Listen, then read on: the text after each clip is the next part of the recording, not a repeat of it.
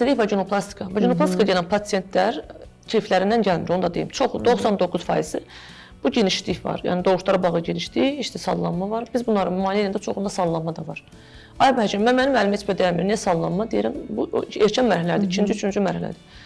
Bayaq dediyimiz kimi vaginoplastika edilən zaman bərabərində bu sistoseldir, lazımdırsa tot əməliyyatı da sidik qaçırmaya qarşı. Uşaqlığın sallanması varsa, uşaqlıq əməliyyatı da daha çox vaginal yolla məsləhət görür. Uşaqlığın asılması, rektosoy varsa rektosoy aradan qaldırılmalıdır. Orada perinə, əzələ aralığın yırtıqları varsa düzəltilməlidir. Üzərinə də gözəl dağlaşdırma və xarici görünüş düzəldilməlidir. Bu tam vaginoplastikadır. Xəstə bu cür əməliyyat olmalıdır. Bu cür olduqdan sonra tam bayaq dediyimiz kimi bütün sallanma aradan qaldırıldı. Vaginada öndən arxaya normal darlaşdırıldı. Əməliyyat əlbəttə ki, qalıcı olacaq. Yoxsa sən onun təkcə vagina ilə altdan sallanmanı düzəltmə, əzələ fasciyanı tikmə, sadəcə çıxış şəklini düzəlt, pasiyent əlbəttə bundan narazı qalacaq.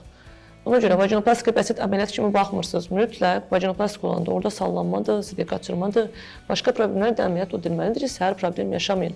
Bəzi pasiyentlər var, keysəriyyə əməliyyat olubdur, ya da başqa bir əməliyyat olubdur. Müəyyən qədər cərz edən bir genişlik var. Bu başqa, buna adi bəsit vaginoplastika yetərlidir. Amma doğuş yapmış, çox sayda doğuşu olan pasiyentlərdə, hərdən artıq genişliyi, sallanması olan pasiyentlərdə vaginoplastika sallanma əməliyyatlarla bərabər tam icra edilməlidir.